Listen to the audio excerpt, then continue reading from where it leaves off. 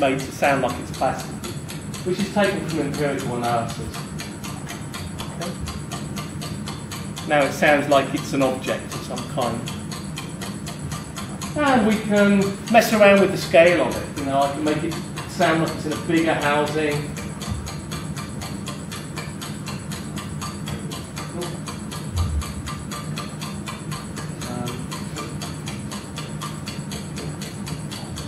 We slow it down, we can make it more wooden, it can become a grandfather clock.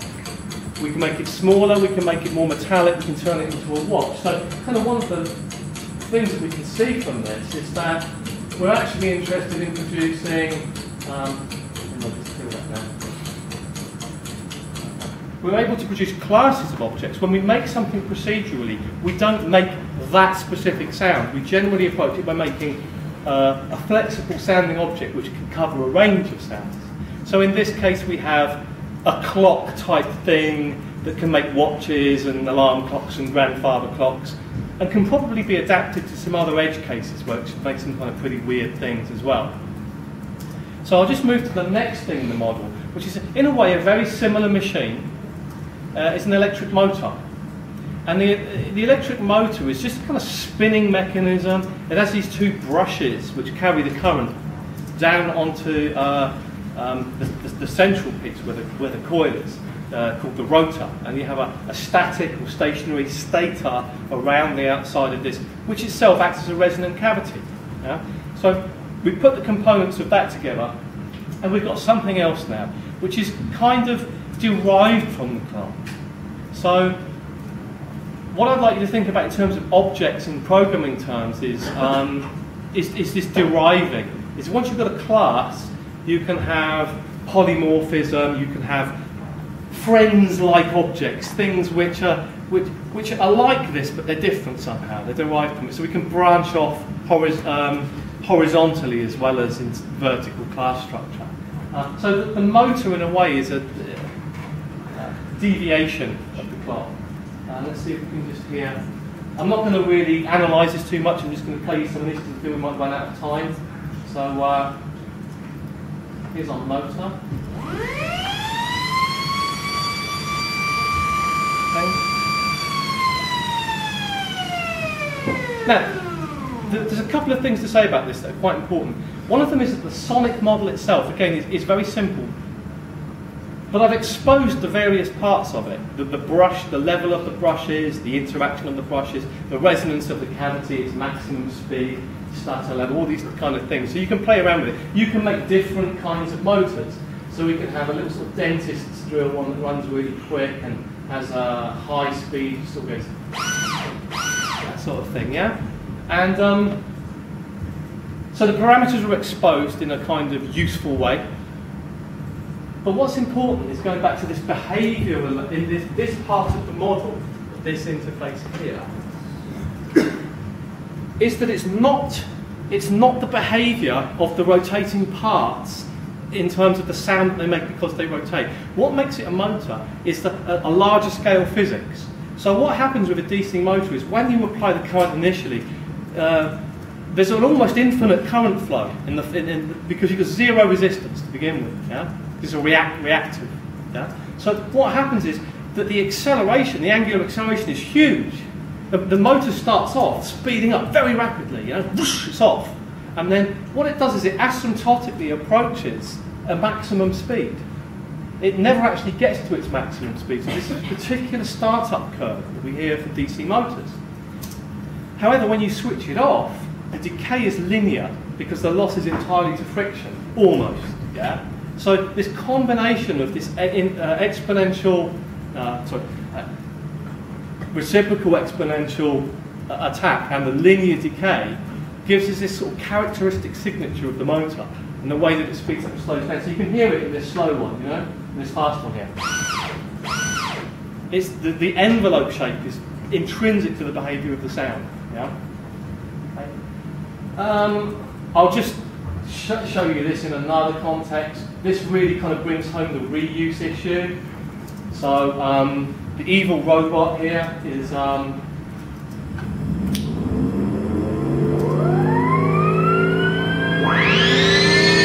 bunch of things happening.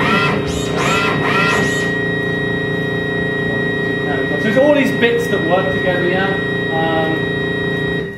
He is made from instantiating just different copies of the first motor. Yeah? So once we've made singular objects, we can then use them to build more complex objects. In this case, it's kind of crazy robot. Well, I've got some better examples here, because it turns out that when we analyse most things in our real technological world, in the realm of machines at least, cars, motorcycles, projectors, clocks, things that we interact with, they can be broken down very easily, because they're designed by humans in a modular fashion, into subsystems which have energetic relationships with each other. They're either coupled, or they deliberately couple energy in a periodic fashion between parts of them, or something like that. So this example here brings together some parts we've already looked at. I'll just explain the fan model very quickly. This is kind of necessary to understand it. The fan model is a blade. We use it in propellers for helicopters and stuff. As it moves around, it's at an angle, so it pushes a pulse of air at you, and then the next one comes around, pushes a pulse of air. So if you're in the perpendicular to the axis of rotation of the fan, you'll receive these pulses. And a nice way, efficient way to model them is it's 1 over 1 plus k cos x squared. It's a familiar closed form for getting these cheap way of getting pulses. And we get this lovely purring sound. I can mess around with the pulse width, and this effectively narrows the blade, so it's got the same rotational frequency, but it's got that narrower pulses coming out. So you can hear an increase in the harmonics there. And, but in order to really understand the fan, what you kind of have to get is that is a position-dependent sound. That if you move around now, so that you're on the axis of rotation, these blades are coming towards you and receding away like this. Now the edge of the blade makes noise. Because of its turbulence, it's like hissing all the time. So you've got this emission of a hissing sound, if you like, from the edge of the blade. This is the edge noise. So you're in the axis of it. As it comes towards you, you get this shoo, shoo. You've got some Doppler. It's increasing in amplitude as it comes towards you. So in the axis of rotation, you hear this shoo, shoo, shoo, shoo, shoo. On the perpendicular to the axis of rotation, you hear the ba, ba, ba, ba, ba, ba, ba, ba. So any way you are in this field, you hear a mixture of the edge noise and the pulse noise. So what I've got in this next fan model here, I think it's this one here. This is more like a propeller model, and we can hear the edge noise mixed in. And what we'd like to do with this as an actual object is to make it so that depending on where you stand and move around, you hear slightly different sounds, interact positionally with the object.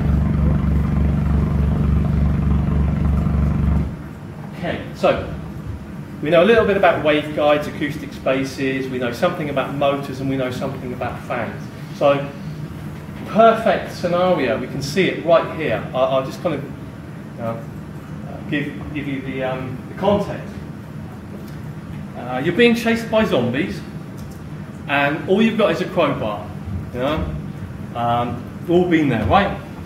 You run down a corridor, and it's a dead end. You get into this room, and the zombies are coming. There's no way out. Yeah. Look around. What is there always in the room? Vents. There's always like an aircon. This clearly will be dead if the zombies attack you. I don't think any of us could crawl through that. But normally they're kind of big, aren't they, in a square, and you bash the grill out and you climb inside. But then what is the problem? There's always like a fan there. Fan, you know. So you've got to kind of go back and switch that off, but there's zombies coming and you've got to run, you know. Finally you get through. You switch it off, you get through, and the zombies are coming, you know, they're crawling down the thing, and they get to the fan and there's another switch. Yeah, there's the payoff. Okay, so I think that my first experience of this zombie nightmare was Half-Life 1. Anyone? Half-Life 1 here, remember that? Yeah, okay. So one of the nice things that Valve did in that was they made they changed the acoustics within the vents so that they were effectively a small waveguide. and your footsteps, you could hear them inside the vent. It has a sort of ringing sound to it. Very nice, sort of metal acoustics inside. So let's say that we want to do this the bad old way. And the bad old way is we're going to go out and we're going to record some vent sounds. Now what we need to do is we need to have a constant running sound.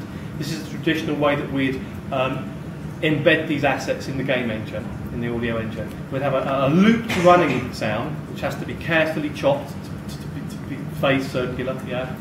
And we'd have a shutdown sound, which crossfades with it, which shuts down the fan and everything. And then a startup sound to like kind of chop up the zombies when they're coming back through again on the other side. So all these different parts, and our interaction model with the fan is fairly digital. It's state-based. We have a state transition diagram. It's state running, state shutting down, state stopped, so on. What we're doing now is we're moving from a state-based interaction model to a continuous interaction model, where I'm able to parameterize all of these things. So what I've got here is, I'll open it up for you and let's have a play around with it.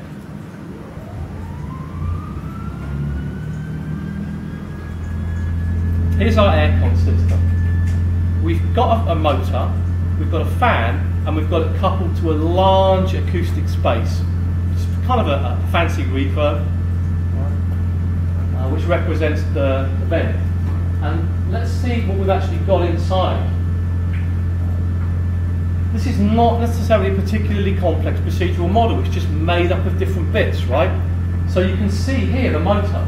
We've already looked at that. I've just unpacked the parts so we can actually see them all in context.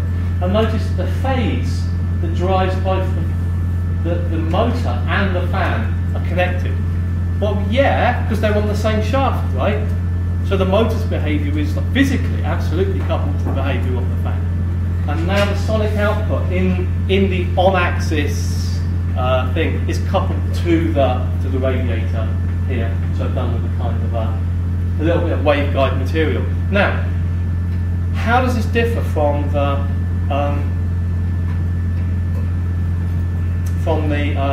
data-based model, from the loop-based model? Well, we can mess around with this. Let's change the speed of the fan very slightly. So let's take this and go turn the speed of the fan up to 24.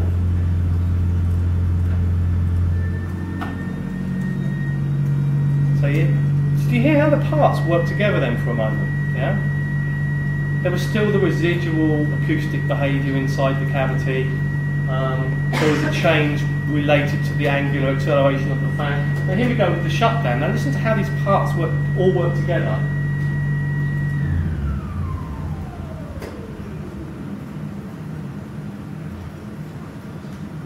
And then start it up again.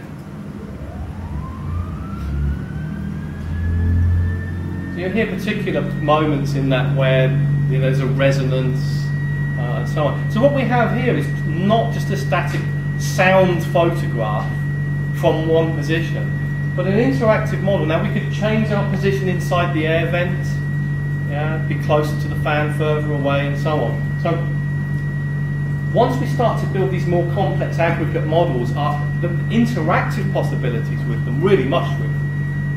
We start to tinker with the individual bits and change our relationship to them. So, how long have we got to that code? Are we running up for 30 minutes left? 20 left. 20 left, okay. Let's have a little look at just taking this up to the next stage.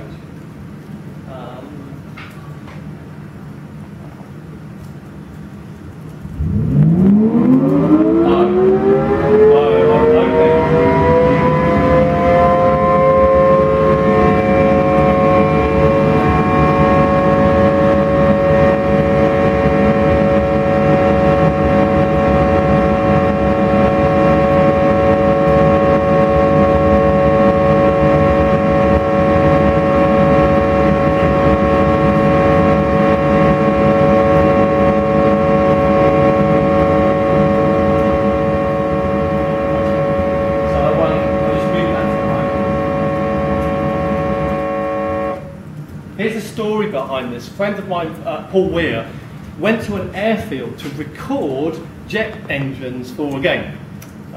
It's a Disney title with kind of sort of flying around, shoot down the other guy, F-15 kind of thing. Yeah. So they actually hired a flatbed truck and a jet engine and an expert who could work the engine and jet fuel and a couple of £1,000 worth of microphones and the insurance for the day, for the kit and for them, so they didn't win any Darwin Awards. You can imagine, like, this is full-on sound design with field recording scenario.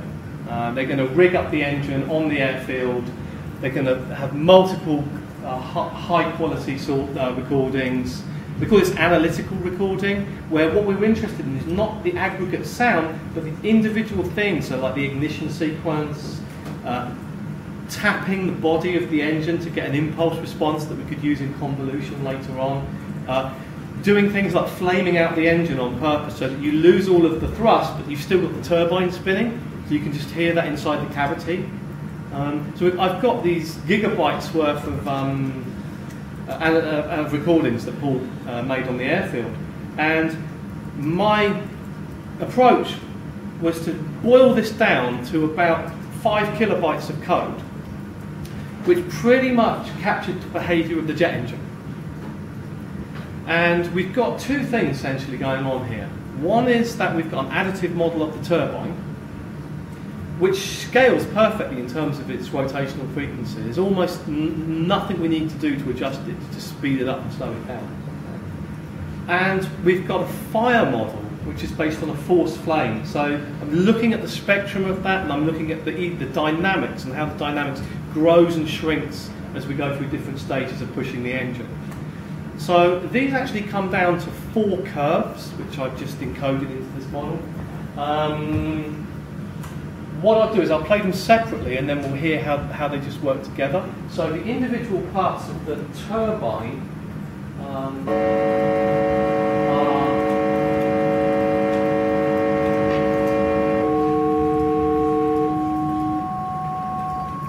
so yeah, here's our additive turbine, yeah? We've got one of these,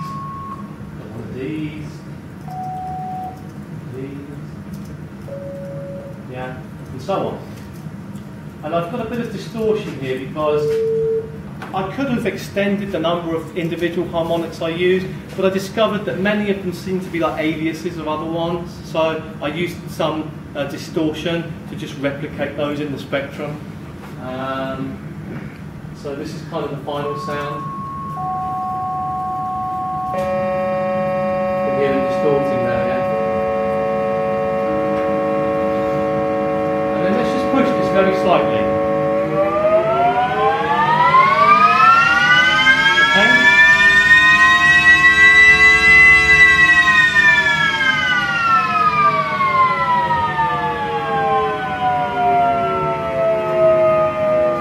Notice that low-pass filter, that's at the behavioural level, that's up here, because for simple reasons of inertia, I cannot rotationally accelerate the jet engine any faster than that. If I did, it would disintegrate and the blades would fly through the outside of the engine.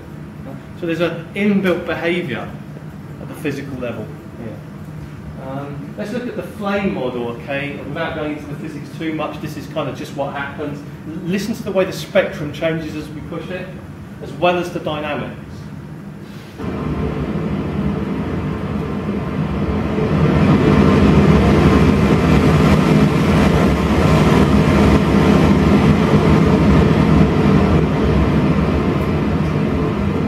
So at very low speeds, a modern turbofan engine, you can be fairly close to it, you know? It sounds like rushing air, like a big giant Hoover or something.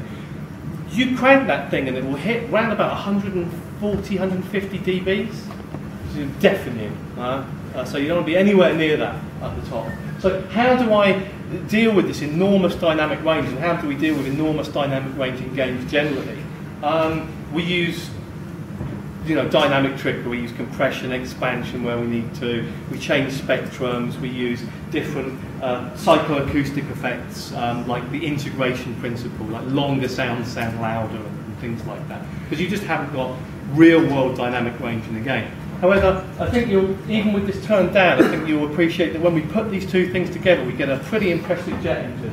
And this is not sweating the CPU, and I think there's 3 or 4K of code in this, and it pretty much captures the jet engine. So let's turbine ignition.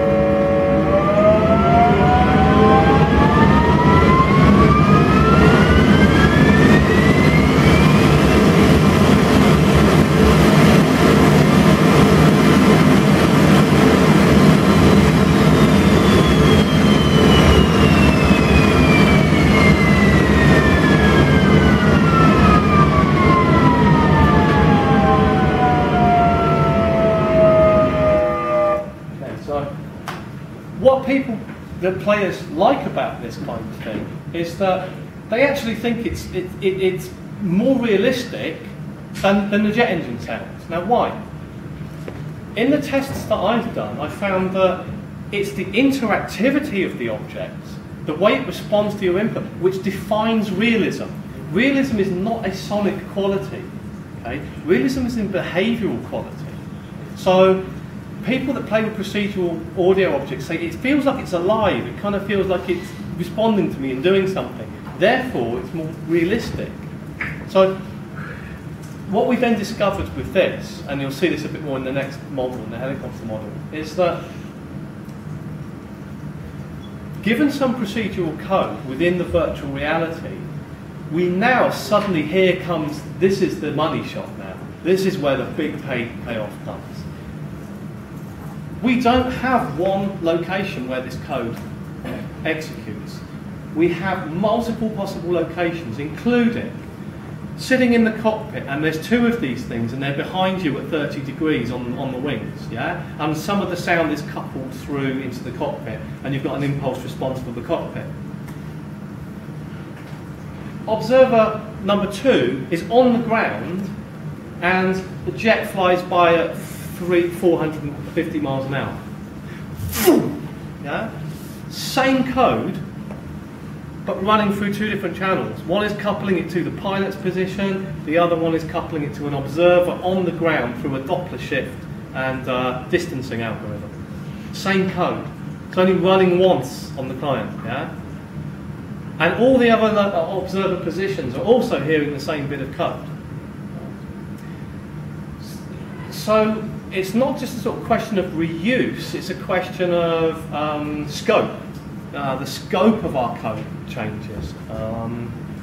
Okay, does that make sense to people? In terms of, yeah, okay, cool, glad to see that. Okay, let's take this a step further, and I'm just going to pull up one of the more complex models now, which is, we want to go back, I think, we want to rewind from here to, I didn't write to that beginning actually. Let's pick up the helicopter code.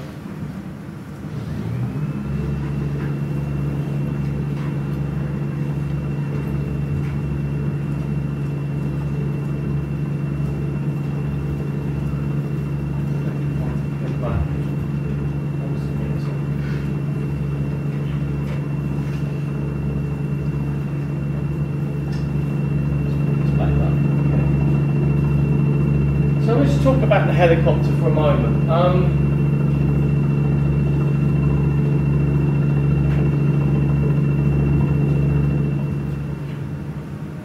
Helicopter. We've seen the fan model. We've seen how we might use it in one application. We could stick it on the front of an aeroplane, you know, propellers, really kind of a fan but doing a different thing and pulling something along instead of staying still and pushing the air. Slightly different physics, but there you go. Similar sounds. The helicopter is a composite vehicle which is made of a whole bunch of different things which interact in a very complex way. A helicopter pilot will tell, and obviously they've changed a lot. Now they don't have like diesel engines, they've like kind of gas turbine engines.